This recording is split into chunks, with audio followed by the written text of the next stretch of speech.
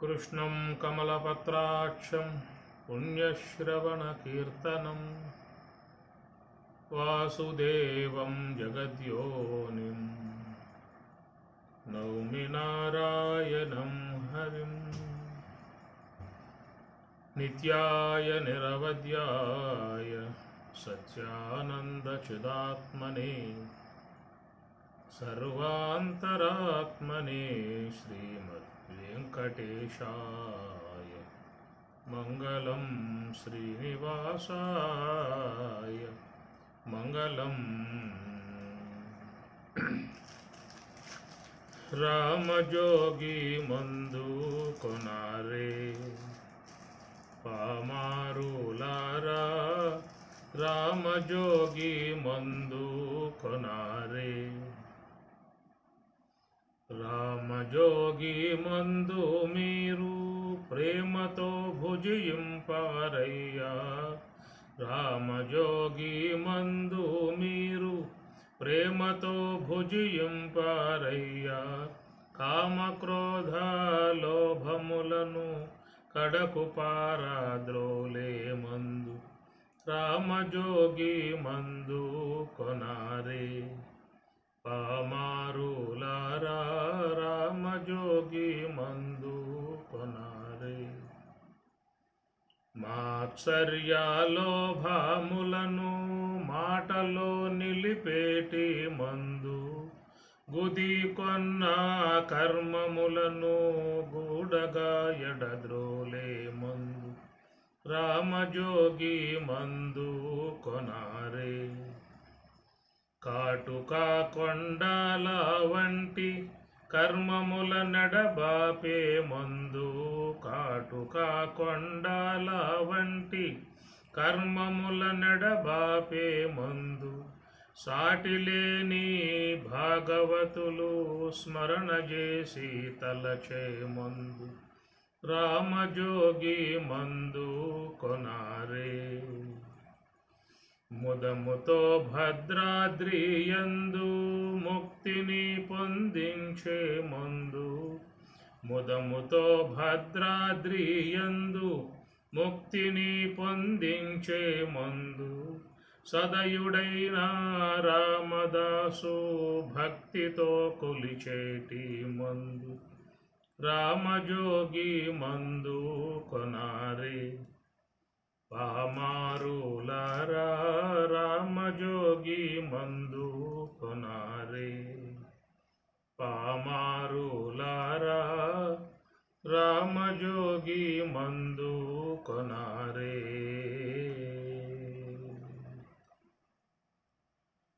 सर्वोपनिषदो गावः दोग्धा गोपालनन्दनः पार्थो वत्सः सुधीः भोक्ता दुग्धं गीतामृतं महत्तु। उत्तरगीता द्वितीयाध्यायमु। अर्जुनोवाच ज्ञात्वा सर्वगतं ब्रह्म सर्वज्ञं परमेश्वरम् अहं ब्रह्मेति निर्देष्टुं प्रमाणं तत्र किं भवेत्। ज्ञात्वा सर्वगतं ब्रह्म सर्वज्ञं परमेश्वरम् ज्ञात्वा सर्वगतं ब्रह्म सर्वज्ञं परमेश्वरम् अहं ब्रह्मेति निर्देष्टुं प्रमाणं तत्र किं भवेत्।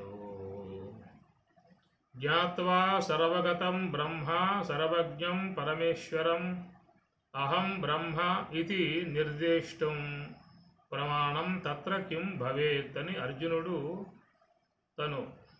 తన సందేహాన్ని పరమాత్మ ముందు తన సందేహాన్ని ఉంచుతూ ఉన్నారు। నిన్నటి రోజున మనం సర్వగతం బ్రహ్మ సర్వజ్ఞం పరమేశ్వరం ఈ రెండింటి అంశాల మీద మాట్లాడుకోవటం జరిగింది। మరి బ్రహ్మము సర్వవ్యాపకమై ఉన్నటువంటిది, సర్వజ్ఞం పరమేశ్వరం పరమేశ్వరుడు సర్వజ్ఞుడు, సమస్త విశ్వాన్ని కూడా తెలిసి ఉన్నటువంటి వాడు, సమస్త విశ్వ నియంత నియామకుడు, ఎన్నో ఉన్నటువంటి యొక్క విశేషణాలు సర్వేశ్వరుని యందు ఉన్నాయి. సకల జీవులు కూడా సర్వేశ్వరుని యొక్క ఆశ్రయం ద్వారానే తమ తమ జీవన విధానములను చక్కగా గడుపుకుంటూ ఉన్నాయి.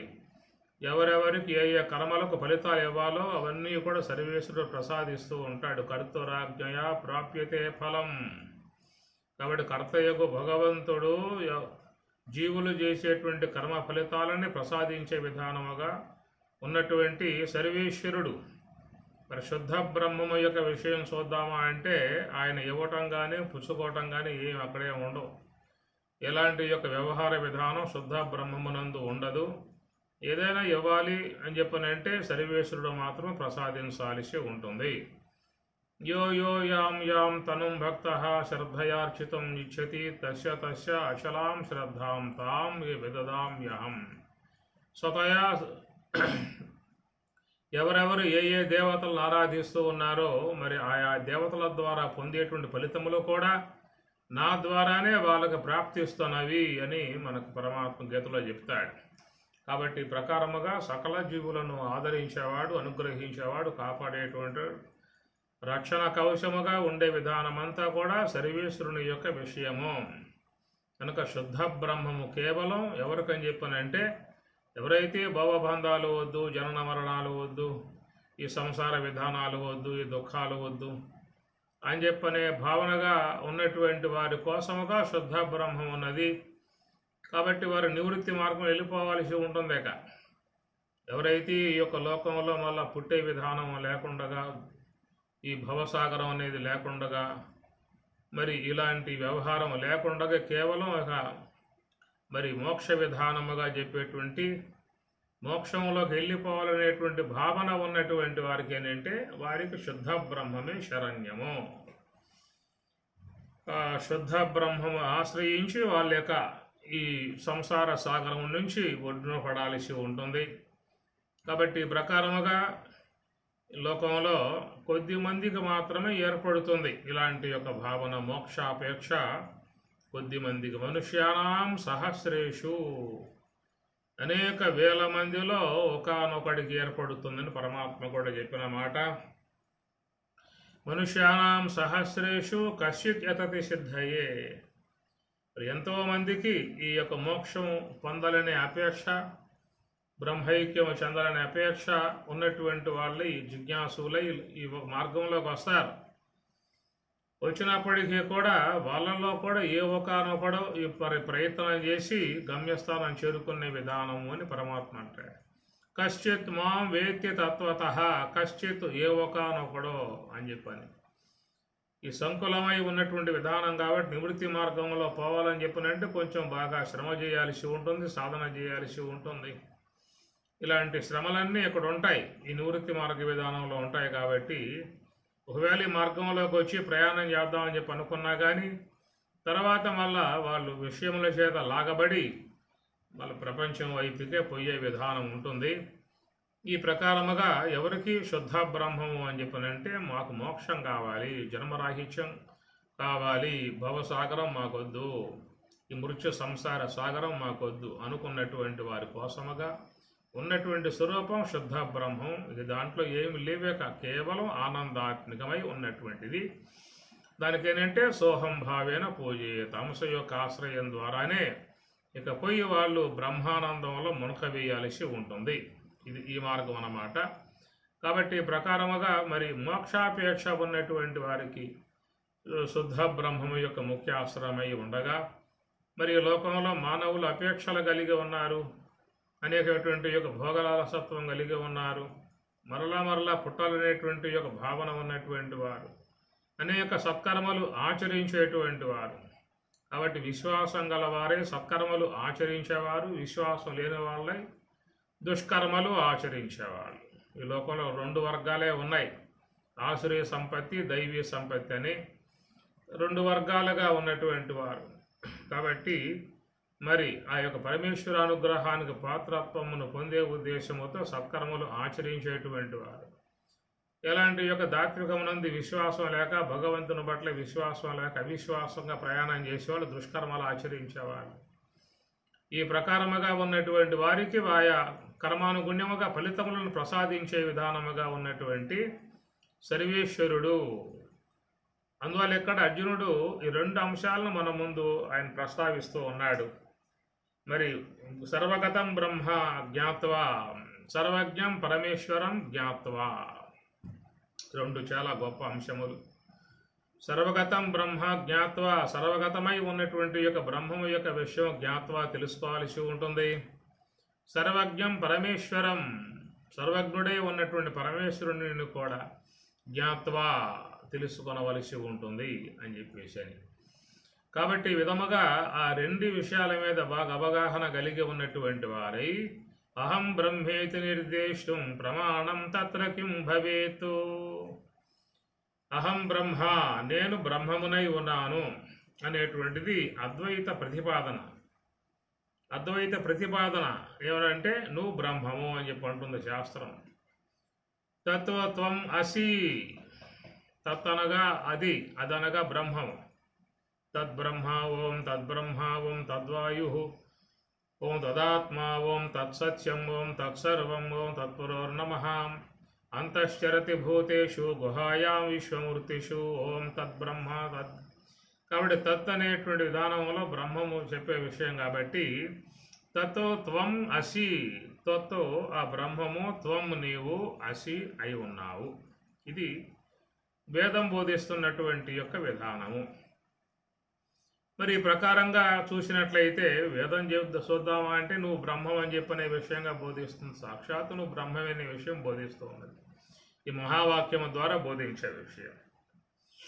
కానీ సిద్ధాంతపరంగా చూసినట్లయితే చాలా వరకు అందరూ విభేదిస్తూ ఉన్నారు. నువ్వెట్లా బ్రహ్మం అవుతావా, నువ్వెట్లా దేవుడు అవుతావు, దేవుడు వేరు నువ్వు వేరు, నీకు దేవుడికి ఎలాంటి యొక్క సామ్యత లేదు, వ్యత్యాసం ఉన్నది. కాబట్టి నువ్వు జనన మరణములు గలవాడు, ఆయన ముక్త స్వరూపుడు, నువ్వు అల్పజ్ఞుడవు, కించజ్ఞుడవు, పరిచ్ఛిన్నుడవు, ఏమి దుఃఖములు పొందేటువంటి వాడు, జనన మరణములలో ప్రవాహంలో కొట్టుకుపోయేవాడివి. కాబట్టి నువ్వెక్కడ, ఆయన ఎక్కడ, ఆ దేవుడు ఎక్కడ, ఈ జీవుడు ఎక్కడ అనే విధానముగా సిద్ధాంతపరముగా చాలామంది విభేదిస్తున్నటువంటి విషయము. ఇక్కడ మరి మహావాక్యం వేదవాక్యాలేమో లేదయా తత్వత్వం అసి, నువ్వు ఆ బ్రహ్మమే ఉన్నావు అని చెప్పనే మాటగా ఆ మహావాక్యాలు బోధిస్తున్నటువంటి విధానము. ఇక్కడ సామ్యత చూద్దామంటే అక్కడ ఎలాంటి యొక్క పోలిక కూడా అందుతున్నటువంటి విధానం కాదు. మరి ఈ విధముగా సిద్ధాంతపరంగా చాలామంది విభేదిస్తున్నటువంటి విషయము.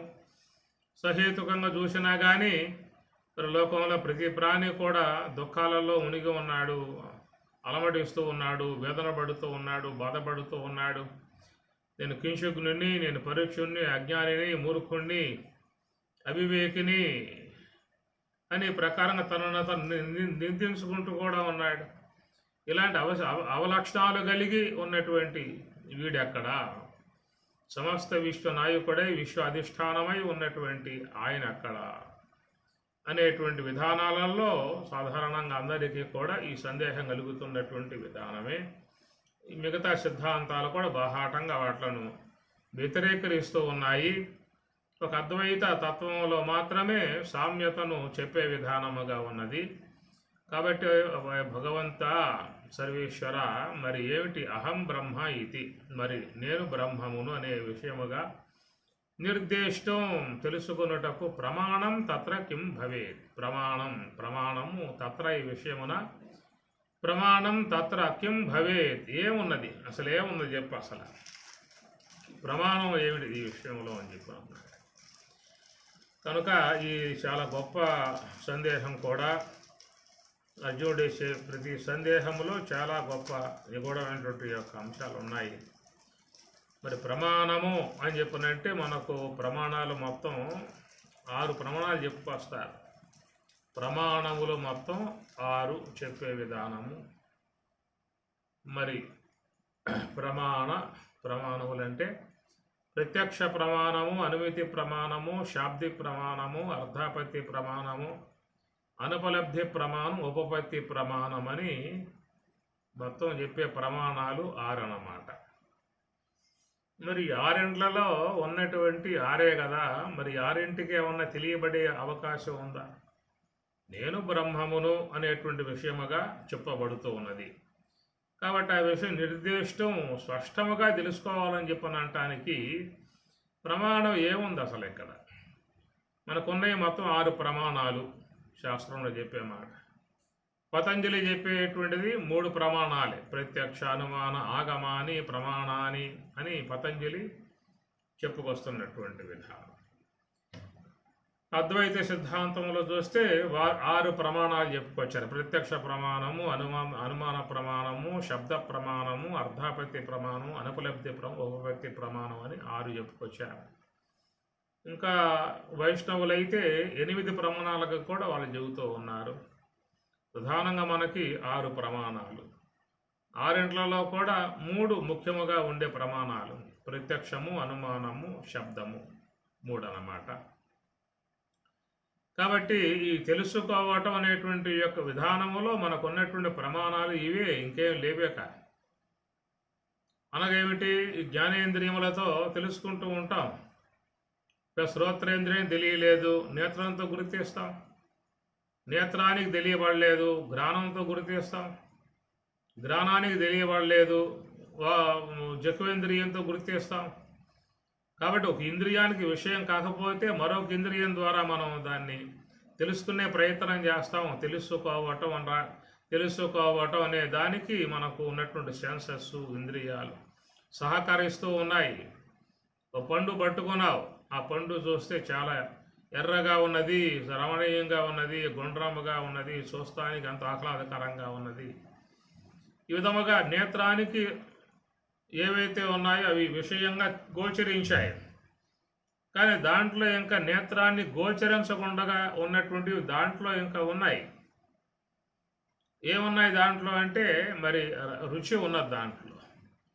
ఆ రుచి అనేటువంటి అంశాన్ని నేత్రేంద్రియం విషయం చేయలేదు. కనుక నేత్రేంద్రియం విషయం చేయలేని విధానంగా ఉన్నప్పుడు దానిని జిహ్వేంద్రియం విషయం చేస్తుందన్నమాట. కాబట్టి ఏ ఇంద్రియం అయితే దేనిని తెలియజేయలేదో దానిని మరొక ఇంద్రియ సహకారంతో తెలుసుకునే సౌలభ్యం ఉందన్నమాట. కాబట్టి నేత్రం ఎంతవరకు విషయం చేయగలుగుతుందో అంతవరకే చేయగలదు, దానికి మించి ముందుకు పోలేదే. కాబట్టి అక్కడ దాని రసం అనేటువంటి ఒక అంశం ఉన్నది, గుణం ఉన్నది. దాన్ని విషయం చేయటానికి నేత్రం ఉపకరించలేదు. కనుక రసం అనేటువంటి విషయంలో నాలుక అనగా జిహ్వేంద్రియం మాత్రమే తెలుసుకునే సామర్థ్యం ఉంది. కాబట్టి ఆ ప్రకారంగా మనం ఏం చేస్తామంటే ఆ పండును మళ్ళా నాలుకకు అప్పజెప్పేస్తాం. అట్లాగా అప్పజెప్పినప్పుడు అది దానిని ఆస్వాదించి అయ్యా ఈ పండు చాలా తీయగా ఉన్నది అనే విధానంగా తెలియజేసే పరిస్థితి. కాబట్టి ప్రకారంగా మరి నేత్రానికి నాలుకకు తెలియబడకుండా కొన్ని ఉన్నాయి. వాట్లను శ్రోత్రేంద్రియం తెలుసుకుంటుంది. శ్రోత్రానికి, నేత్రానికి, జిహ్వకు తెలియబడకుండా కొన్ని ఉన్నాయి. వాటిల్లో అది కొన్నిటిని ఘ్రాణేంద్రియం ముక్కు తెలుసుకుంటుంది, కొన్ని త్వగేంద్రియం గుర్తిస్తుంది. ఇట్లాగా లోకంలో మానవులు ఈ 5 ఇంద్రియ సహకారాలతో ఒక ఇంద్రియానికి విషయం కాలేకపోతే దాన్ని మరొక ఇంద్రియ సహకారంతో విషయం చేసుకుంటాం. 2 ఇంద్రియాలకు తెలుసుకునే అవకాశం లేకపోతే 3వ ఇంద్రియం ఉపయోగిస్తాం. 3 పనిచేసే అవకాశం లేకపోతే 4వ ఇంద్రియం ఉపయోగిస్తాం. 4 కూడా ఉపకరించే విధానం లేకపోతే 5వ ఇంద్రియం ప్రయోగించి దాన్ని తెలుసుకుంటాం. కాబట్టి ప్రకారముగా ఒకటి కాకపోతే ఇంకొకటి అనే విషయముగా మనం తెలుసుకోవటానికి 5 మార్గాల ద్వారా తెలుసుకుంటూ ఉన్న విధానాన్ని ఇది ప్రత్యక్ష ప్రమాణము అని ఒకటి చెప్తారు. కాబట్టి ప్రకారంగా మరి లోకంలో ఏవైతే తెలియబడకుండా ఉన్నాయో వాట్లను ఇంద్రియముల సహకారంతో తెలుసుకోవటం ఉన్నది కదా. ఇత్యాది ఈ యొక్క ప్రత్యక్ష ప్రమాణముగా ఉన్నటువంటి దానికి ఏమన్నా విషయం అవుతుందా బ్రహ్మము అని చెప్పనంటే ప్రత్యక్ష ప్రమాణానికి అది విషయం కాదు అన్నారు. ఎందుకంటే ఇంద్రియములు బ్రహ్మమును విషయం చేయలేవు.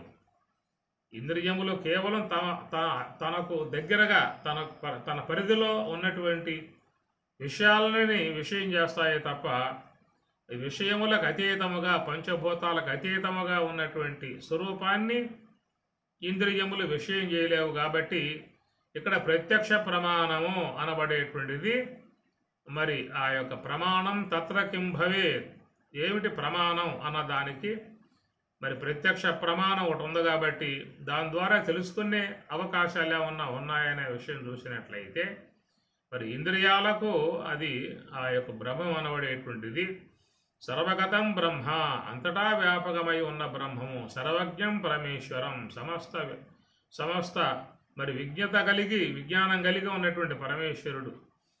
కాబట్టి ప్రకారముగా ఆ యొక్క బ్రహ్మము నేననేటువంటి యొక్క విషయంలో మరి ఏమిటి ప్రమాణం అనే విషయం చూసినప్పుడు ప్రత్యక్ష ప్రమాణము బ్రహ్మము యొక్క విషయంలో అది ఉపకరించే విధానముగా లేదు.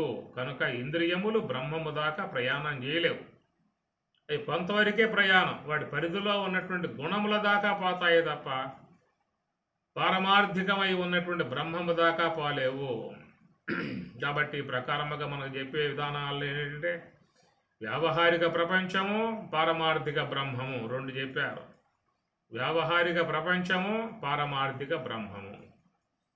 అందువల్ల వ్యావహారిక ప్రపంచం వరకే ఇంద్రియాలు ప్రయాణం చేసే విధానము కానీ పారమార్థికమై ఉన్నటువంటి బ్రహ్మము దాకా ఇంద్రియాలు ప్రయాణం చేయలేవు. కనుక వీటి పరిధులు చాలా స్వల్పమై ఉన్నాయి, పరిమితమై ఉన్నాయి.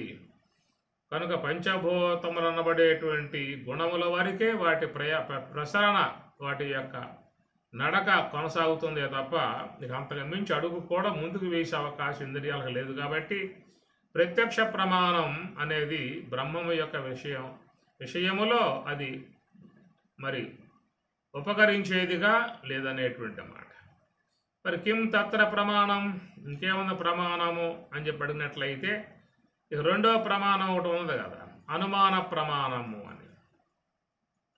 మన లోకంలో ఏదైనా ఇంద్రియాలు గోచరించకుండా ఉన్నట్లయితే మనం ఊహతో వాటిను గ్రహించే విధానం లోకంలో ఉన్నది. దాన్ని అనుమాన ప్రమాణము అన్నారు. ప్రత్యక్ష ప్రమాణానికి అందేవిగా లేనప్పుడు వాట్లను అనుమాన ప్రమాణంతో మనం దాన్ని మనసు ద్వారా ఊహించి తెలుసుకునే విధానం ఉంటుంది. ఎట్లాగా అని చెప్పనంటే మరి మనకందరికీ తెలిసిన ఉదాహరణ పర్వతః వహ్నిమాన్, పర్వతః వహ్నిమాన్, ఆ పర్వతము అగ్ని కలిగి ఉన్నది అన్నాడు. మరి ఏమయ్యా పర్వతం అగ్ని కలిగి ఉందని చెప్పి అంటున్నా, కనపట్లేదే అని చెప్పని అన్నాడు. కనపట్లేదే అంటే ధూమాతో చూడవయ్యా అక్కడ ధూమం ఉందని చెప్పి అన్నాడు. పొగ కనబడుతుందా లేదా? పొగ కనబడతా ఉన్నది. కాబట్టి పొగ అనేది ప్రత్యక్ష ప్రమాణంగా గోచరిస్తూ ఉన్నది. ఆ పొగను బట్టి అక్కడ అగ్ని ఉన్నది అనేటువంటి విషయముగా ఊహించాడు. ఎందుకంటే పొగ అనేది కార్యం, అగ్ని కారణం. అగ్ని లేకుండా పొగ వచ్చే అవకాశం లేదు. కాబట్టి అక్కడ పొగ ఉన్నది అని చెప్పాలంటే తప్పనిసరిగా అగ్ని అక్కడ ఉన్నట్లే. ఇక్కడ కనపడేది ఏంటంటే పొగ, కనపడకుండా ఉన్నది ఏమిటంటే అగ్ని. కానీ అగ్నిని ఊహించామన్నమాట. అగ్నిని ఊహతో ఆడ అగ్ని ఉన్నది. ఎందుకంటే ధూమం ఉండటం వల్ల. ఇది అనుమాన ప్రమాణం కింద వచ్చేటువంటి అంశం అన్నమాట. కాబట్టి ఈ ప్రకారంగా జీవితంలో మనం చాలా వరకు ఏంటంటే అనుమాన ప్రమాణాన్ని ఎక్కువగా మనం ఉపయోగించుకుంటూ ఉంటాం. ప్రతి విషయములో కూడా మన ఆలోచనలు చేస్తాం, ఎందుకు జరిగింది ఎట్లాగా, ఏమిటి కారణం అనేటువంటి విషయం. అరే ఆయనకి ఎందువల్ల కోపం వచ్చింది, ఇందాక బాగానే ఉన్నాడే, టక్కన కోపం వచ్చి దానికి నేనేమన్నానబ్బా అని ఇట్లాగా కారణాలు వెతుకుతూ ఉంటాం అన్నమాట. ఇట్లా ప్రతి విషయం కూడా అనుమాన విధాయకాలుగా మన జీవితంలో చాలా తటస్థిస్తూ ఉన్నాయి. అమ్మాయి అలిగింది, ఎందుకు అలిగింది, ఏం కారణం, అలగటం కారణం. అల్లుడు అలిగాడు, అల్లుడు ఎందుకు అలిగాడు, ఏడు కారణం. ఇట్లా పెద్దానికి మనం కారణాలని ఎతుకుతూ ఉంటాం అన్నమాట. కార్యం గోచరిస్తుంది, కారణం తెలియబడదు. కాబట్టి ఈ కార్యానికి కారణం ఏమిటి అనేదిగా చాలా వరకు జీవితంలో అనుమాన ప్రమాణాన్ని ఎక్కువ శాతం అందరూ కూడా వాడుకుంటూ ఉంటారు.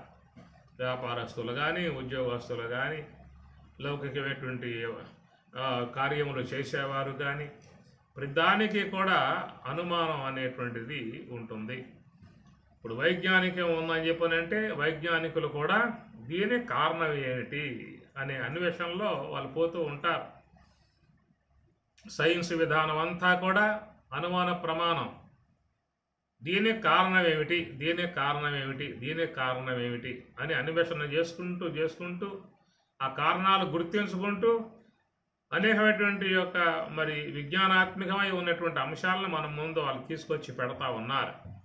అందువల్ల ఈ సైన్స్ విధానం ఉన్నటువంటివన్నీ కూడా అనుమాన ప్రమాణంలోనే చేరిపోయి వాళ్ళు అన్వేషణ చేస్తుంటారు ఎప్పుడూ కూడా. అటనే మెడికల్ సంబంధం ఉన్నటువంటి డాక్టర్లు కూడా ఎప్పుడు ఈ అనుమాన ప్రమాణం మీదే వాళ్ళు ప్రయాణం చేస్తారు.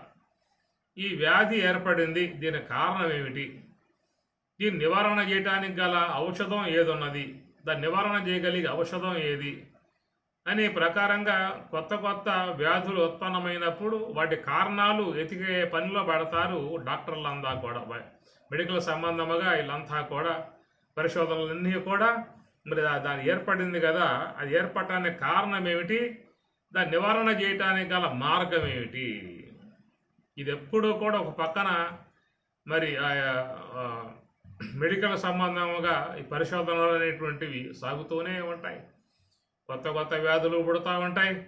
ఆ పుట్టినటువంటి యొక్క వాట్లకు మరి అన్వేషణ ఆరంభమవుతుంది. ఇది ఎట్లా వచ్చింది, దేని కారణంగా ఈ వ్యాధి వచ్చింది, ఏ యొక్క సోకటం వల్ల ఈ వ్యాధి సోకింది అనేది ఏర్పడ్డప్పుడు దానికి కారణం నిరుగుడు అన్నీ కూడా వాళ్ళు అన్వేషణ చేసే విధానం. కాబట్టి ఒక రకంగా చూసినట్లయితే ఈ మెడికల్ సంబంధముగా ఉన్నటువంటి వాళ్ళంత పరిశోధన అంతా కూడా అనుమాన ప్రమాణము అనగా అనుమానించటము, దాని మూలమేమిటో కనుగొనటము, ఈ విధముగా వాళ్ళు ప్రయాణం చేస్తూనే ఉంటారు. ఇట్లాగా చూస్తే మరి ఈ వకీళ్ళు, కోర్టులు ఇవన్నీ కూడా చూస్తే ఇన్వెస్టిగేషన్గా అన్వేషణ చేస్తారన్నమాట. దీనికి కారణం ఏమిటి, ఈ కారణాలు దొరక్క నానా తంటాలు పడేటువంటి విధానాలు, ఎన్నో కేసులు కోర్టులో లక్షలు మూలుగుతూ ఉన్నాయి. ఎందుకంటే వారు ఎప్పుడు అన్వేషణ చేస్తూ ఉన్నారు, ఇంకా దాన్ని నిగ్గు తేల్చలా. కాబట్టి కొన్ని సంవత్సరాల పర్యంతం ఆ కేసులు నడుస్తూనే ఉంటాయి. ఏమిటంటే విచారిస్తూ ఉన్నాము, కారణాలని గుర్తించే విధానంగా ప్రయాణం చేస్తూ ఉన్నాము, తగు కారణాలు మనకి దొరకలేదు కాబట్టి వాయిదాలు వేసుకుంటూ పోతూ ఉన్నాము. దీంతో మరి ముద్దాయిలు పోతారు, జడ్జీలు పోతారు, వాదించే వాళ్ళు పోతారు, మళ్ళీ కొత్త వస్తారు. ఈ ప్రకారంగా అనుమాన ప్రమాణం ఎప్పుడు కూడా కారణాలు గోచరించవు, కార్యం మాత్రమే గోచరిస్తుంది. అగ్ని మరుగున ఉంటుంది, పొగ మాత్రమే ప్రత్యక్షం కానవస్తూ ఉంటుంది.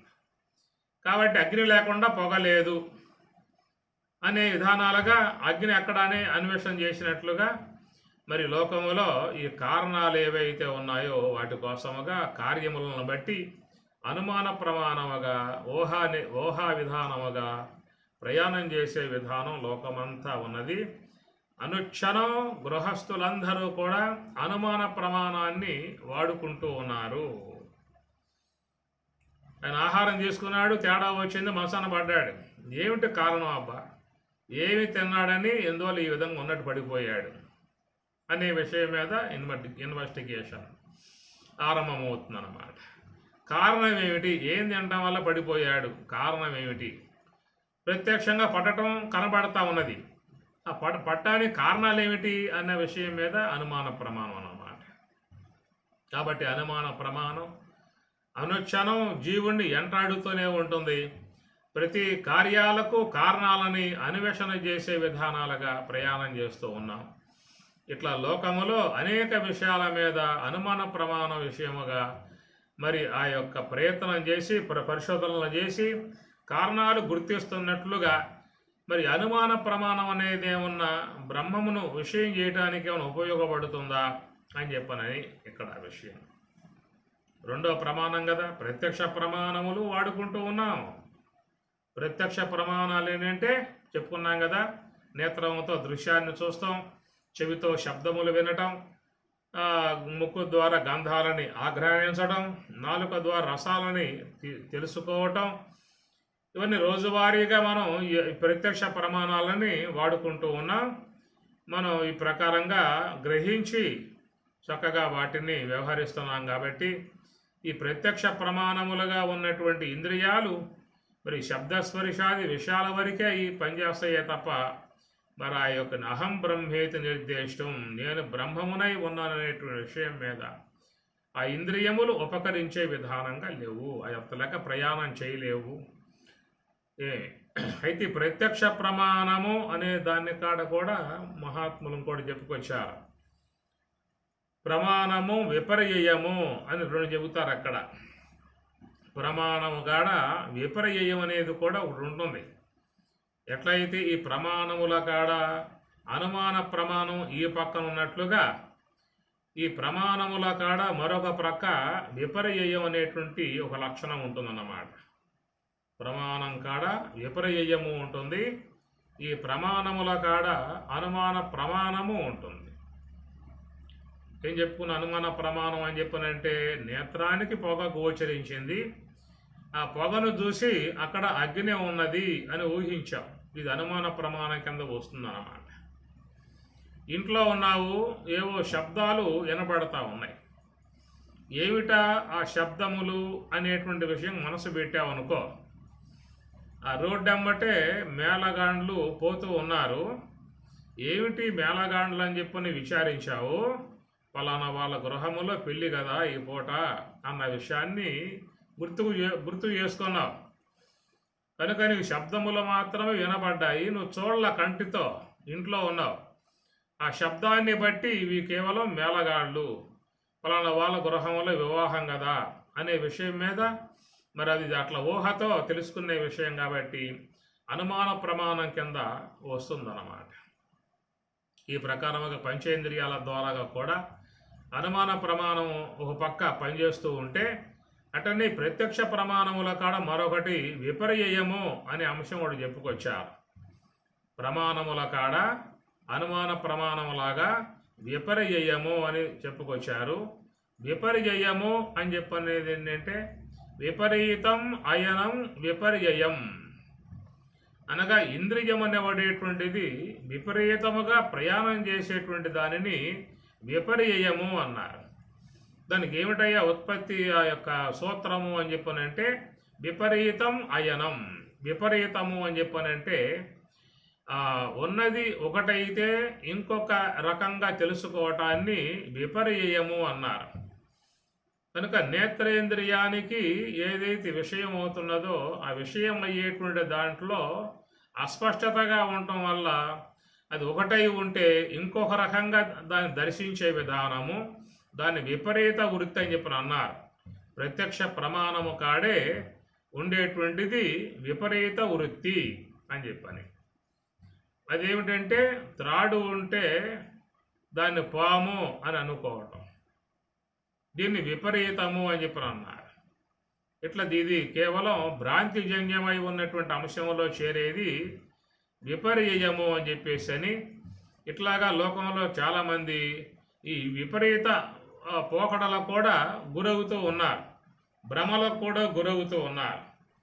ఆ భ్రమలకు గురై తొందరపాటు చేత మాట్లాడి తర్వాత మళ్ళా పశ్చాత్తాపాలు పడి క్షమాపణలు కోరుకుంటూ ఉంటారు. అయ్యయ్యో అట్లాగా నేను ఇట్లా అనుకున్నానే, పొరపాటు అయిపోయింది, తొందరపడి మాట్లాడాను, మన్నించండి అని చెప్పనే విధాయకాలుగా మన్ననలు కోరుకుంటూ ఉంటారు, క్షమాపణలు కోరుకుంటూ ఉంటారు. అట్లనా, మరి అట్లయితే ఎట్లా అని చెప్పి అనుకున్నానే అని చెప్పని అంటూ ఉంటారు. ఇదంతా కూడా ఇంద్రియముల విషయములో భ్రాంతిజన్యమై ఉన్న వ్యవహారం వ్యక్తిలో కొనసాగుతూ ఉన్నది. ఇందా చెప్పుకున్నట్లుగా అనుమాన ప్రమాణం ఒక పక్క పనిచేస్తూ ఉంటుంది, రెండవ ప్రక్క భ్రాంతిజన్యమై ఉన్నటువంటి అంశం కూడా పనిచేస్తూ ఉంటుంది. భ్రమలకు గురవుతాం, వాస్తవం ఒకటై ఉంటుంది, దాన్ని మరొక రకంగా దర్శించటం కారణంగా ఆ వ్యక్తుల యందు అపోహలు పెంచుకొని దోషంలో కూడా చేస్తారు. పక్క వాళ్ళతో కూడా 10 మందితో మాట్లాడతారు, ప్రచారం చేస్తారు, ఇట్లాగా అని చెప్పని. తీరా తెలిసిన తర్వాత అయ్యో పొరపాటైపోయిందండి, మన్నించండి, తొందరపడ్డాను, 10 మందితో ఈ విధంగా నీ గురించి అన్నాను కనుక మరి పొరపాటు క్షమించండి అని చెప్పనే విధాయకాలుగా జీవితంలో చాలా వరకు నడుస్తూ ఉంటాయి. అదే గృహాలలో కూడా సాధారణంగా ఇలాంటి భ్రమ సంబంధ వ్యవహారాలతోనే జీవితం జీవిస్తూ ఉంటారు. భ్రమలతోనే జీవితం ఎక్కువ శాతం కొనసాగుతూ ఉంటుంది. కాబట్టి అవాస్తవములలో జీవితం కొనసాగే విధానం కారణంగా ఎన్నో కుటుంబాలలో గొడవలు, అపోహల కారణంగా గొడవలు, అనుమానం కారణంగా గొడవలు, అకారణంగా వచ్చే మాటలు జరుగుతూ ఉంటాయి. వాటి వల్ల ఎడబాట్లు కూడా ఏర్పడుతూ ఉంటాయి. తర్వాత మళ్ళీ క్షమాపణలు చెప్పుకోవటాలని జరుగుతూ ఉంటాయి. ఈ విధంగా కుటుంబంలో కానీ, బయట బంధువులతో కానీ, మిత్రులతో కానీ, ఆత్మీయులతో కానీ మరి ఈ విపరీత వృత్తి నడవటం కారణంగా తర్వాత వాస్తవం తెలుసుకొని పశ్చాత్తాపడేటువంటి పరిస్థితులు జీవితంలో చాలా నడుస్తూ ఉన్నటువంటి విధానము ఇది. ఒక పక్క మరి ఇంద్రియ ప్రత్యక్ష ప్రమాణం అనబడేటువంటి దాంట్లోనే మరొక ప్రక్క విపరీత వృత్తి, భ్రాంతిజన్యమై ఉన్న వృత్తి సాగుతూ ఉన్నది. ఈ పక్కేమో అనుమాన ప్రమాణ వృత్తి ఈ పక్క సాగుతూ ఉంటుంది. ఆ పక్కేమో భ్రమ సంబంధమై ఉన్న వృత్తి ఆ పక్క సాగుతూ ఉంటుంది. ఈ రెండింటి యొక్క మిళితము కలిగి ప్రత్యక్ష ప్రమాణ వ్యవహారము మనం కొనసాగించుకుంటూ ఉన్నాము. ఈ ప్రకారముగా ప్రత్యక్ష ప్రమ, అనుమితి ప్రమ అనగా అనుమాన సంబంధం అనుమితి ప్రమ అన్నారు. ఇక మూడవది శాబ్ది ప్రమ, శబ్ద సంబంధ ప్రమాణము శాబ్ది ప్రమ. అందువల్ల అహం బ్రహ్మేతి నిర్దేశం ప్రమాణం తత్ర కిం భవేత్ అనే విషయములో అహం నేను బ్రహ్మ బ్రహ్మమును ఇది అని నిర్దేశం తెలుసుకోవటానికి కిం తత్ర ప్రమాణం అన్న విషయం చూసినట్లయితే ఇక్కడ శబ్ద బ్రహ్మము, శబ్ద బ్రహ్మం అంటే వేదం, వేద ప్రామాణికం, అది వేద ప్రమాణం అన్నారు. తస్మా శాస్త్రం ప్రమాణంతే కార్యాకార్య వ్యవస్థితౌ జ్ఞాత్వా శాస్త్ర విధానోక్తం కర్మ కర్తుం యహార్హసి. తస్మా శాస్త్రం ప్రమాణం అని స్వామివారు కూడా ఇక్కడ శాస్త్రాన్ని ప్రమాణముగా చెప్పినటువంటి విధానం. మరి ప్రత్యక్ష ప్రమాణమా, అది పనికిరాదు. అనుమాన ప్రమాణమా, కొంతవరకు మాత్రమే.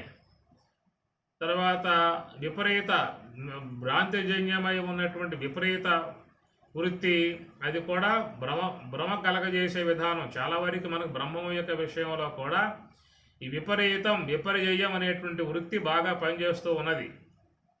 ఏమి విపరీతం అనగా ఇంద్రియముల యొక్క వ్యాపారం, ఇంద్రియముల యొక్క నడక, ఇంద్రియముల గమనం, ఇంద్రియ గమనములలో కలిగేటువంటి మరి తడబాటు అంటారు, పొరబాటు అని. ఈ పొరబాటు సంబంధ విధానములే ఈ యొక్క భ్రాంతిజన్యమై ఉన్నటువంటి విధానము అని దాన్ని మహాత్ములు విపర్యయ వృత్తిగా చెప్పుకొచ్చారు. ఈ విపర్యయ వృత్తి అనేది మానవుని యందు ఎక్కువ శాతం కొనసాగుతూ ఉన్నది. నిత్య జీవితంలో భ్రమ సంబంధ వ్యవహారాలుగా మానవులు చేసి తర్వాత వాళ్ళతో పశ్చాత్తాపములతో క్షమాపణలు కోరుకోవటం లాంటిది వ్యవహారంతో ముడిపడి ఉండగా, రెండోది పారమార్థికంగా చూసినట్లయితే మరి ఈ యొక్క విపరీతం అనేటువంటి యొక్క వృత్తి మరి తన యందు కొనసాగుతూ ఉన్నది, దేవుని యందు కొనసాగుతూ ఉన్నది. తాను ఆత్మయి ఉండగా, చేతనాత్మకమైనటువంటి ప్రత్యేగాత్మయి ఉండగా అలాంటి యొక్క విషయం తెలియక నేను కేవలం దేహము అని చెప్పి అనుకోవటం అనేది కూడా విపరీత వృత్తి.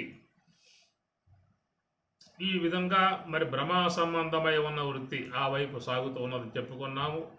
ఇక తర్వాత చూస్తే శబ్ద ప్రమాణము అన్నారు. ఈ శబ్ద ప్రమాణమే వేదం. తస్మా శాస్త్రం ప్రమాణంతే. కనుక భగవంతుని యొక్క విషయములో ఈ శబ్ద ప్రమాణం అనేది కొంతవరకు మనకు సహకరించేటువంటి విధానము.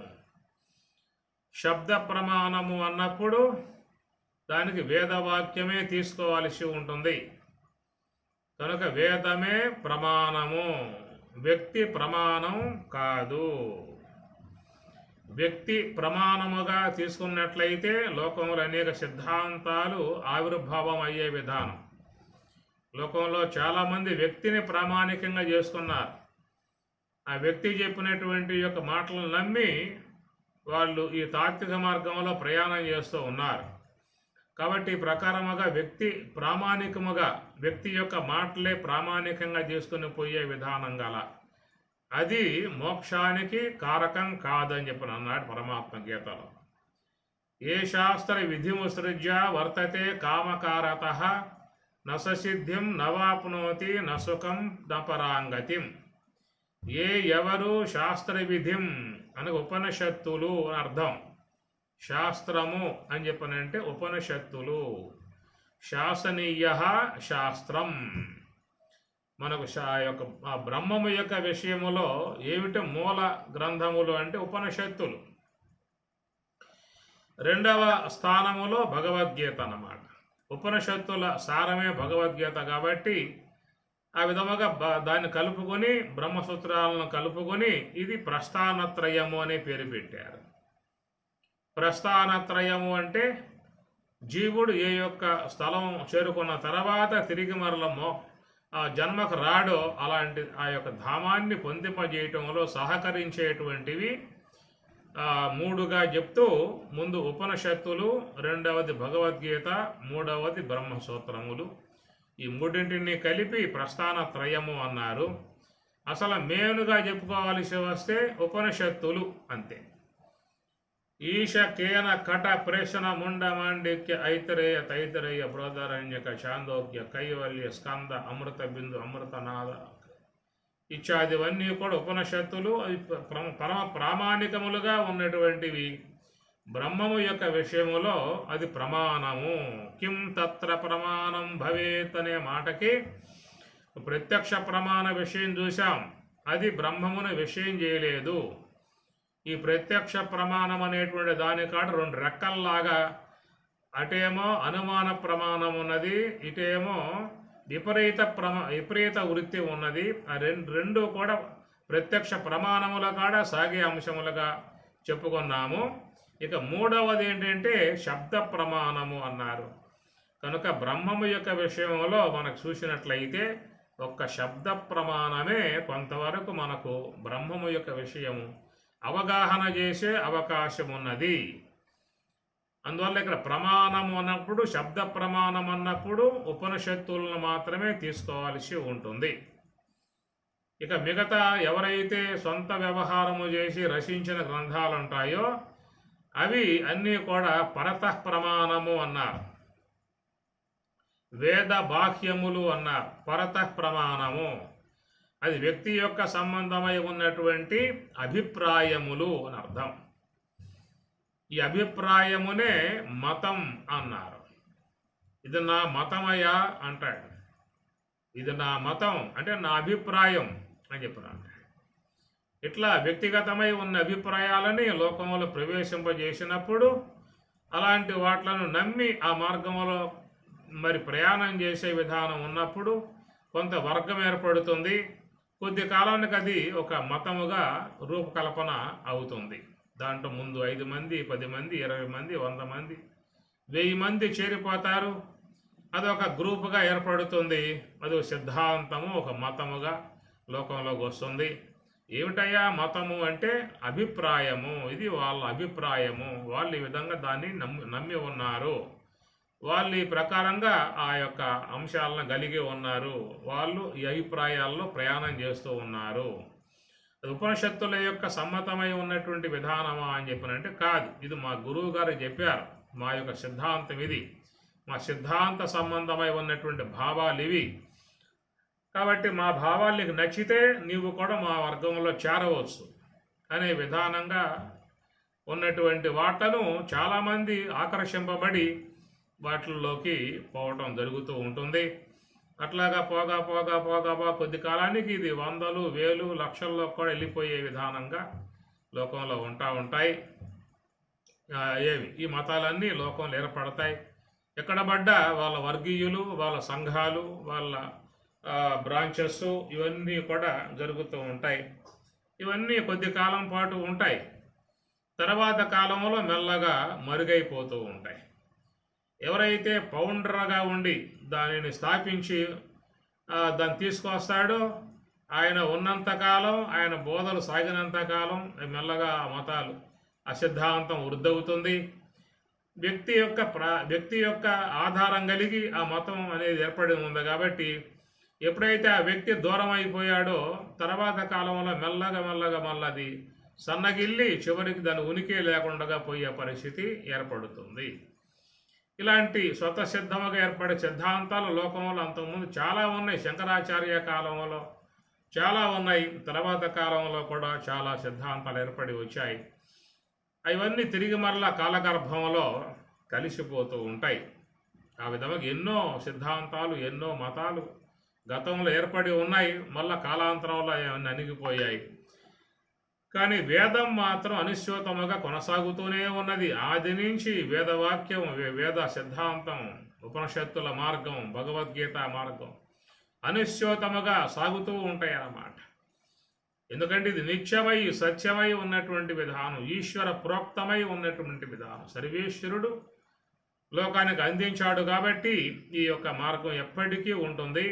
ఎవరైతే ఉపనిషత్తులు, భగవద్గీతలను ప్రామాణికముగా తీసుకుని ప్రయాణం చేస్తారో అట్టి ఆ సిద్ధాంతాలు కలకాలం ఈ విశ్వంలో ఉండే అవకాశం ఉన్నది. ఏవైతే నీటి యొక్క ఆధారముతో ఉండేటువంటి యొక్క మొక్కలు ఉన్నాయో తొలకరి జల్లు పడ్డప్పుడు ఆ తొలకరి జల్లుకి భూమి తడిసినప్పుడు ఆ భూమిలో ఉన్నటువంటి కొన్ని గింజలు మొలకెత్తి వేపుగా పెరుగుతాయి. అట్లా తేమ ఉన్నంత వరకు ఆ మొక్కలు ఉంటాయి. ఎప్పుడైతే భూమిలో తేమ ఆరిపోయిందో, సూర్యుడు విజృంభించి ఒక పూట బాగా ఎండ కాశాడు అని చెప్పనంటే, ఆ భూమిలో ఉన్నటువంటి తేమంతా మొత్తం లాగేశాడు అని చెప్పనంటే ఇక మొక్కలకి నీరు అందక మలమల మాడిపోయే పరిస్థితి ఏర్పడుతుంది. కనుక వర్షాధారముతో ఉండేటువంటి మొక్కలు కొన్ని ఉన్నాయి, వాన పడితే కలకల్లాడతాయి, ఎండ కాసిందా అంటే మలమల మాడిపోతాయి అన్నమాట. ఇవి వర్షాధారముతో ఉండే మొక్కలు అన్నమాట. ఆ ప్రకారముగా ఉండి పోతాయి. కానీ మహామానులు ఉంటాయి, ఇవి భూమిలో బాగా చొచ్చుకుపోయి ఉంటాయి. భూగర్భ జలాలను తాగి బతకగలిగే స్థాయిలో ఉన్నటువంటి మహావృక్షాలకి ఈ చిరుజల్లులు ఏం అవసరం లేదు. ఆ చిరుజల్లులు వానలు పడ్డా పడకపోయినా అవి భూమి యొక్క పొరలలో ఉన్నటువంటి నీటి శాతాన్ని తీసుకునే స్థాయి దాకా పోయాయి కాబట్టి అవి ఎప్పుడూ కూడా పచ్చగానే ఉంటాయన్నమాట.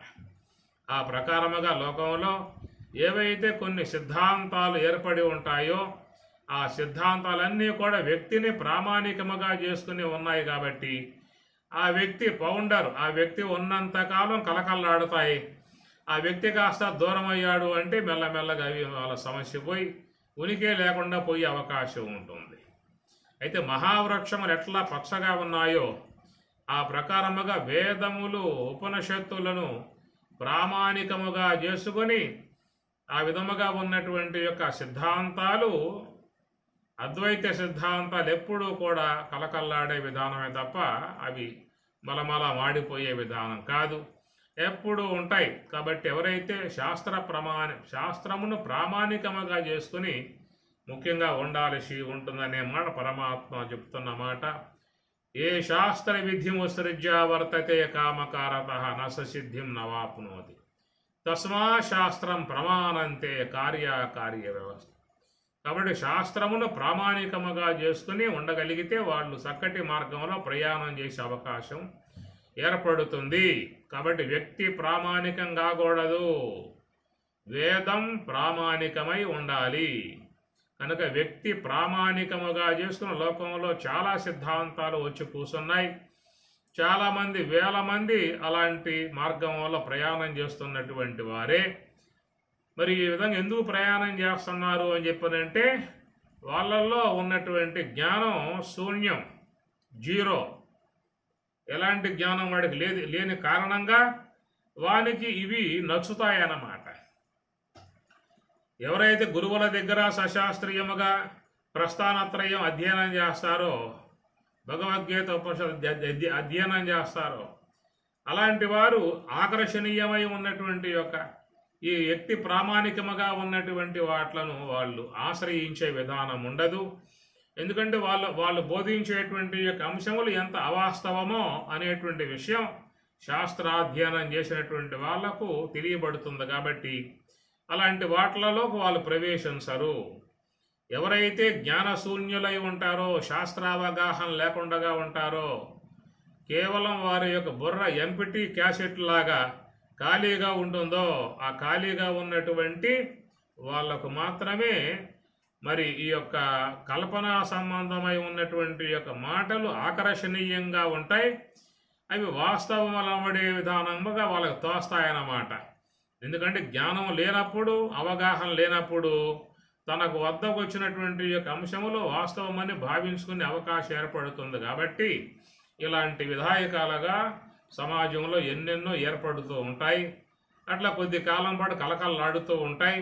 ఎప్పుడైతే జనుల యొక్క ఆదరణ లోపించిందో అవన్నీ మళ్ళా తర్వాత కాలగర్భంలో కలిసిపోతాయి, సమస్యపోతాయి.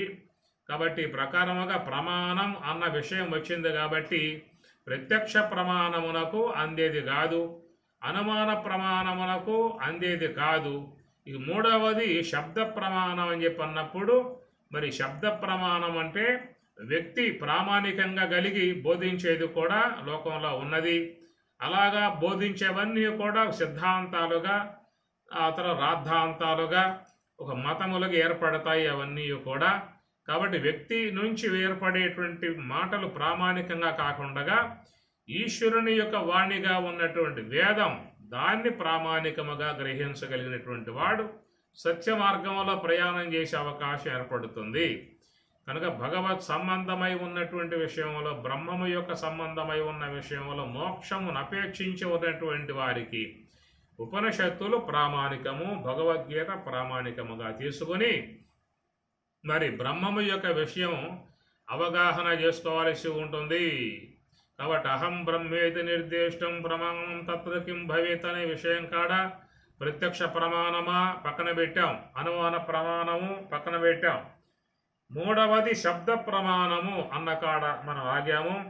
కాబట్టి శబ్ద ప్రమాణం అన్నప్పుడు అది మరి వేదమే శబ్ద ప్రమాణము, అది ఈశ్వర వాణి. కాబట్టి దాన్ని మనం తీసుకున్నట్లయితే, సశాస్త్రీయంగా ప్రయాణం చేసినట్లయితే మనకు భగవద్ విషయము అవగాహన అయ్యే అవకాశం ఉంటుంది. ఎందుకంటే బ్రహ్మము అనే పదము కానీ, పరమాత్మ అనే పదము కానీ, ఈశ్వరుడు, జీవుడు, ఇవన్నీ కూడా మనకు ఎట్లా వచ్చాయి ఈ యొక్క విషయాలని చెప్పినంటే వేదం ప్రబోధించటం వల్ల. అసలు నీకు వేదమే లేకపోతే నీకు బ్రహ్మము, పరమాత్మ, ప్రత్యేగాత్మ, జీవుడు ఇవన్నీ కూడా మీకు ఆ పదాలే లేవు. అసలు వేదము గనక లేకపోయిందా అంటే నీకు ఈ పదాలే లేవు. బ్రహ్మం అంటున్నావంటే అది వేదం చెప్పిన మాట, ప్రత్యేగాత్మ అన్నావంటే అది వేదం చెప్పిన మాట, జీవుడు అన్నావంటే అది వేదం చెప్పిన మాట, ఈశ్వరుడు అన్నావంటే ఈ వేదం చెప్పిన మాట.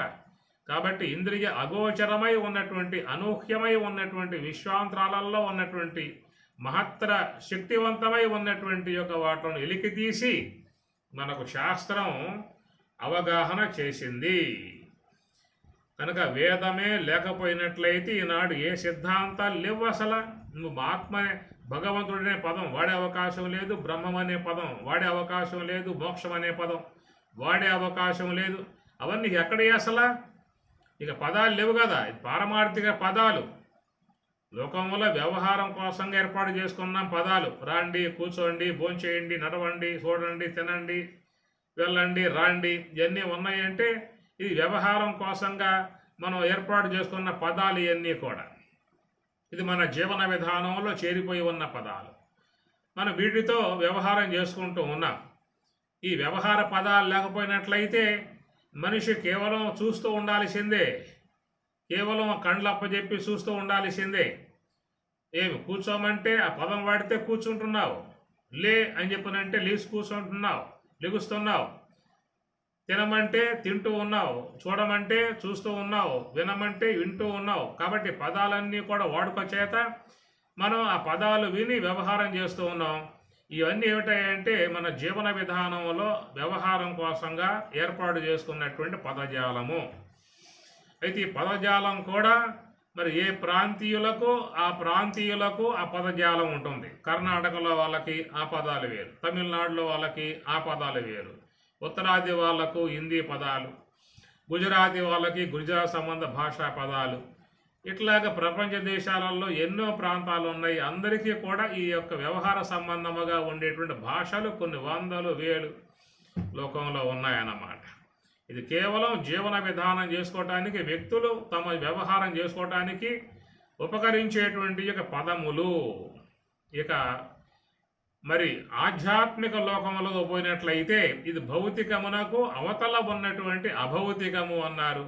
అది కేవలం మోక్ష సంబంధమై ఉన్నటువంటి యొక్క అంశము. మరి ఆ బ్రహ్మము యొక్క సంబంధమై ఉన్న అంశము కాబట్టి అక్కడ బ్రహ్మం అనే పదం మనకి వ్యవహారంలో ఉన్నది కాదు. ఆత్మ అనే పదము, మోక్షం అనే పదము, ఈశ్వరుడు అనే పదము, ప్రత్యేగాత్మ అనే పదము ఇవన్నీ కూడా మనకు వేదము నుండి ఏర్పడ్డటువంటి పదములు. కాబట్టి ఆ పదములకు నిర్వచనం చెప్పాల్సింది వేదమే. అందుచేత వేదం ఇచ్చినటువంటి పదాలు వీళ్ళు సొంతముగా వినియోగిస్తూ ఉన్నారు. వేరే వేరే అర్థాలను వాటి కల్పన చేస్తూ ఉన్నారు. కనుక ఈ ప్రకారంగా చేయటం కారణంగా అనేక కొత్త కొత్త మతాలు లోకంలో ఏర్పడతా ఉన్నాయి.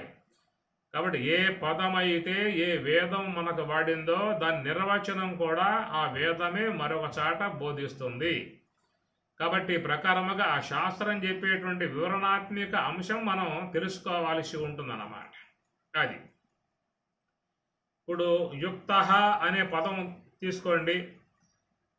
యుక్త అనే పదము వేదం, ఉపనిషత్తులు, భగవద్గీత అవన్నిటిలో వస్తూ ఉన్నది.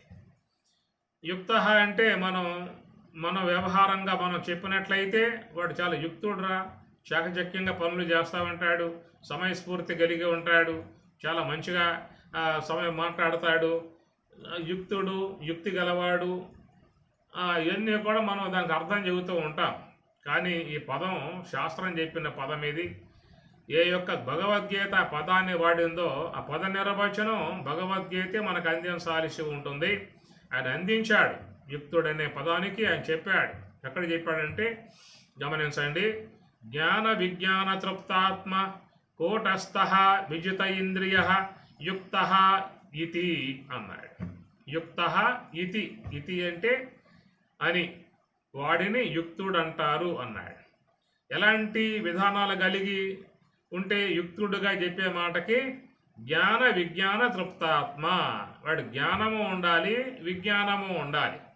జ్ఞానము అంటే శాస్త్రం ద్వారా, భగవద్గీత ఉపనిషత్తుల ద్వారా వచ్చేటువంటి తాత్విక అంశముల యొక్క సంబంధమై ఉన్నటువంటి అవగాహన విధానమే జ్ఞానము అన్నారు.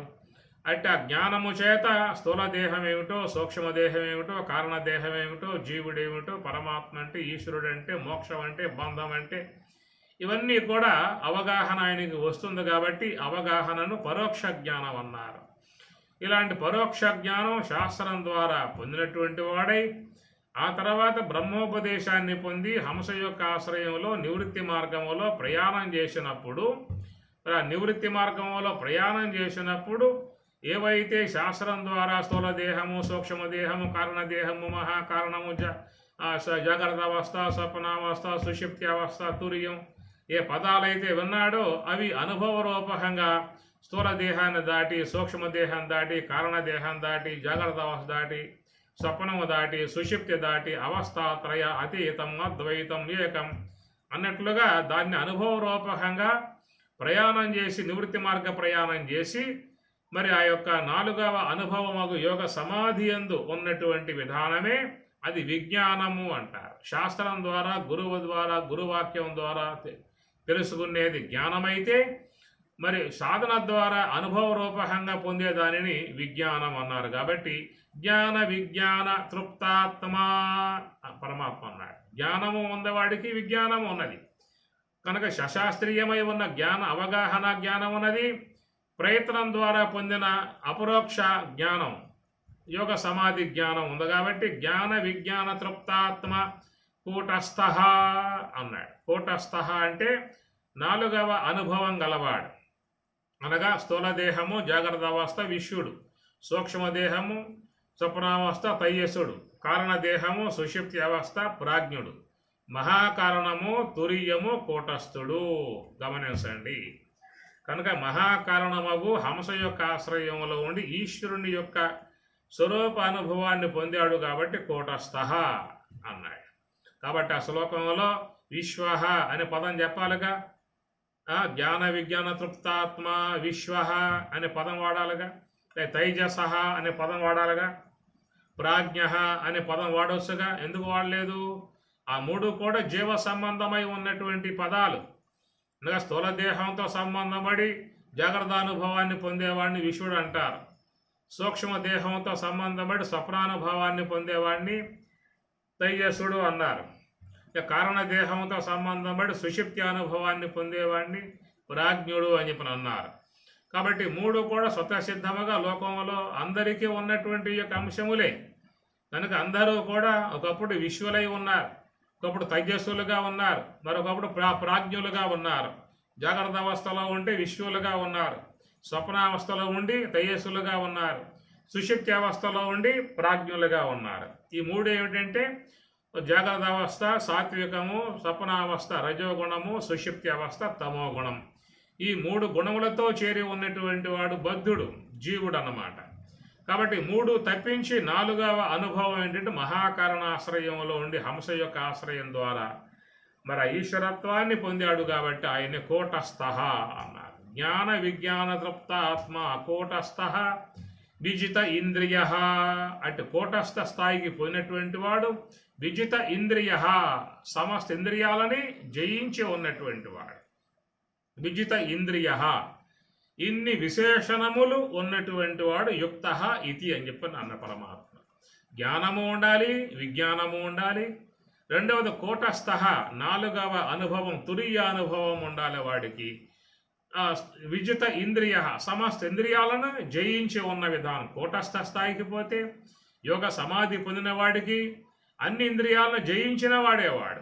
కాబట్టి కూటస్థ విజిత ఇంద్రియ, ఈ 4 ఉన్నటువంటి వాడు జ్ఞానము విజ్ఞానము కూటస్థ స్వరూప అనుభవము సమస్త ఇంద్రియాలను జయించిన విధానము, ఈ 4 లక్షణాలు ఉన్నటువంటి వాడిని యుక్త ఇతి ఉచ్యతే. వాడు యుక్త యుక్తుడు అని చెప్పని ఉచ్యతే చెప్పబడును. ఇది పరమాత్మ చెప్పినటువంటి యొక్క వివరణాత్మక అంశము. కాబట్టి ఏ పదమైతే మరి ఆ యొక్క శాస్త్రకారులు మహాత్ములు చెబుతూ ఉన్నారో ఆ పద నిర్వచనం వాళ్ళే చెప్పారు. అది మనకు తెలియాలి. వాళ్ళు చెప్పిన అంశం తెలుసుకుంటే మనం ఆధ్యాత్మికంగా మంచి అవగాహన పొందే అవకాశం ఏర్పడుతుంది.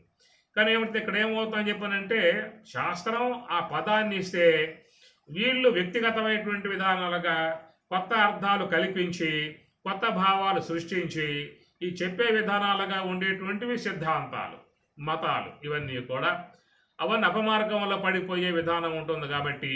కాబట్టి ఇక్కడ శబ్ద ప్రమాణము అన్నప్పుడు మరి సరైన అవగాహన లేకుండా వ్యక్తిని ప్రామాణికముగా చేసుకుని ఆ వ్యక్తి సంబంధ మాటలే ప్రామాణికంగా చేసుకుని ఆధ్యాత్మిక మార్గంలో పోతున్నటువంటి వారు 100కి 90% ఉన్నారు. ఇప్పుడు ఒక్క 10% మాత్రమే ఈశ్వర వాణిని ప్రామాణికంగా చేసుకుని ప్రయాణం చేసే వాళ్ళు 10% ఉంటే ఆధ్యాత్మిక మార్గంలో 100కి 90% వ్యక్తి యొక్క మాటలను ప్రామాణికంగా చూసుకుపోయే వాళ్ళు ఉన్నారు. కాబట్టి అలాంటి వాళ్ళ విషయం పరమాత్మ చెబుతూ నససిద్ధిం నవాప్నోతి నసుఖం నపరాంగతిం, వారు పరమసిద్ధిని కానీ మోక్షాన్ని కానీ పొందే అవకాశము లేదు.